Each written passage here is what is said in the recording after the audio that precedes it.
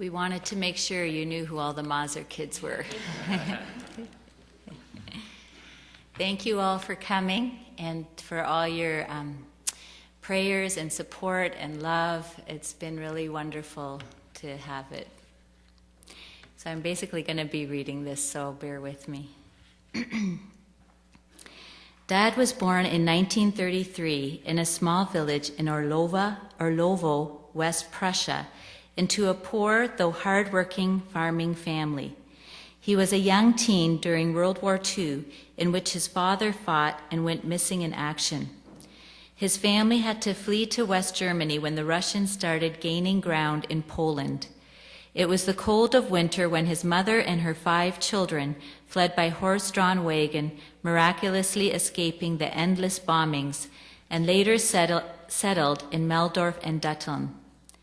Dad grew up knowing the hardships of war, poverty, and the loss of his father, and gained a determined resilience to survive, as well as a gratitude for the simplest pleasures in life.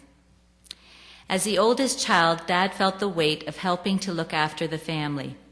He first learned the trade of a baker, but didn't enjoy it, except that there was lots of bread to eat. So he got a job in the coal mines, where he worked for 4 years to help support his family. Dad had a sense of adventure and a desire to travel. So in his early 20s, when a friend asked him to immigrate to Canada with him, Dad began the paperwork for it. He loved his motorcycle, but sold it to pursue a new beginning away from the cycles of war. Though his friend backed out, Dad stuck with it, and in 1956 courageously boarded a ship to Canada. He was one of the only passengers who didn't get seasick on the way over, and sometimes was the only one eating in the dining area. Nothing could stop him from consuming those German sausages. He immigrated to Vancouver, where he was instantly enraptured by the mountains, parks, flowers, and mild weather. Then in 1960, while on a visit to Kitchener, he met Ella Rao, who certainly made an impression on him, for they got engaged before he even returned to Vancouver. In 1961, he returned to Kitchener and married Ella, giving up his beloved Vancouver and making his home with her here. Dad loved carpentry, but was unable to get a job in construction with the slow economy. So he took a janitorial job at Burns Meats, where he worked the night shift for more than 20 years. In the meantime, he started to build and sell houses on his own. When that was not as successful as he had hoped, he started to buy properties and fix them up. All this he did during the days while continuing to work at night, including often walking to get there, which he loved to do. Consequently, he developed and perfected the ability to sleep just about anywhere, whenever he had a spare moment, including a regularly visited location on the dining room floor, which was pretty amazing considering there could be up to 7 children around at any one time. 6 of us were born 8 years apart. Dad loved nature and the outdoors, and when we were kids, he would often take us for drives in the country. He would encourage us to inhale deeply of that fresh country air, which we sometimes only endured if we knew we were going to McDonald's afterwards. Dad also loved to take us to Rockaway Gardens, Toronto Island, the CNE, and Barber's Beach. He would always pack up the cooler with sandwiches and hot tea, even on the hottest summer days. Dad loved his tea. Another thing Dad enjoyed doing was going strawberry or blueberry picking, where he always ate more than he picked, of course. One time, when they were finished their picking, Mom asked him how many berries he had picked. He showed her his pail, and it was empty. Dad was a simple man and frugal, especially when it came to himself. He would wear his shoes until the soles were completely worn. And yet he was generous with others, readily slapping a pile of bills into our hands and telling us to go out for a coffee. He had a deep compassion for the poor and marginalized. For as long as we can remember, he sponsored multiple children in Africa and also regularly gave towards the building of wells in Africa. At Christmas or on his birthday, he would insist we give the money to the children in Africa instead of to him. Dad also cared about the marginalized right in his own backyard. One day I came across a newspaper carrier, an older woman of little means, and upon learning where I lived, she told me, "Yes, I know where you live. Your dad is an inspiration. His smile makes my day." Neighbors, even those a block away, would come and ask how Dad was doing. Twice, a disheveled young man came to our door, eager to say farewell to my dad because he was moving and wanted to see Dad one more time. We continued to discover other strangers interested in our dad's well-being.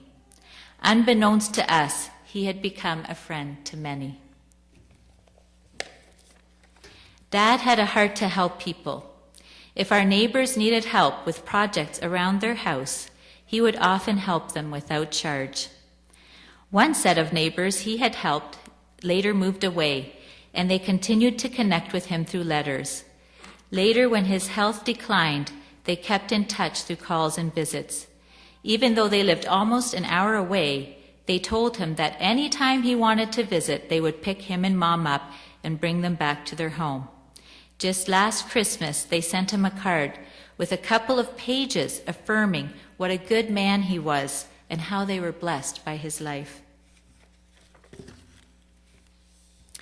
Dad had a tender heart, one that was easily touched by the closeness of God.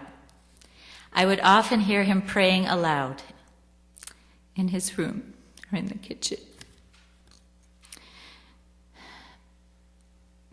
Many times with tears. He would always begin with praise and thanks to God. I would always hear him saying, "Oh, ich danke dir, mein Heiland." And sometimes that's all you would hear, just praise. This past New Year's Eve, when we asked him if he had any advice for his kids, he said, "Keep what you have. Keep your faith. That's the most important thing."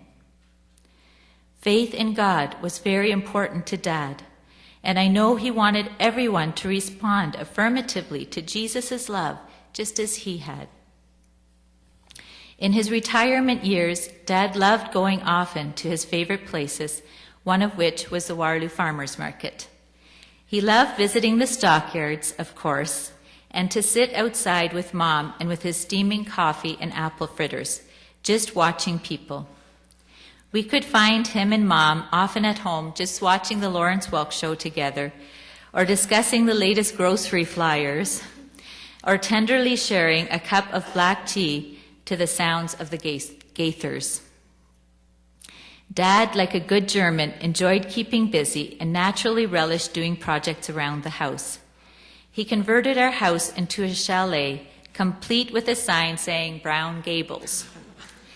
Attached to the back of the house, he built a little playhouse for the grandkids and neighbor kids. A couple of the neighbor children called him Opa. 2 times he accidentally locked himself into that tiny playhouse. Once it was around 3 hours till someone found him. Fast asleep, of course. His talent for sleeping continued. Dad loved flowers and puttering around his garden. In the last couple years, when he was on oxygen, following his congestive heart failure, he didn't let anything stop him from caring for his garden and flowers, including his cumbersome oxygen hose, which he would often take off and leave on a chair if it didn't reach far enough. Dad loved his grandkids. To tease them, blow them kisses, give them money, or tell them war stories. He also liked to feed them, especially the things their mothers didn't want them to have. If one of the moms would drop off their kids and say, "Dad, don't feed them cake." Once they'd left, he'd call the grandchild over saying, "Come here, I have something for you." Dad was a quiet, authentic, humble, and generous man. He showed his love through his deeds. He would often say to us kids, "Watch and learn." Well, Dad, we have watched your life, and we have learned from you. Thank you for being our dad.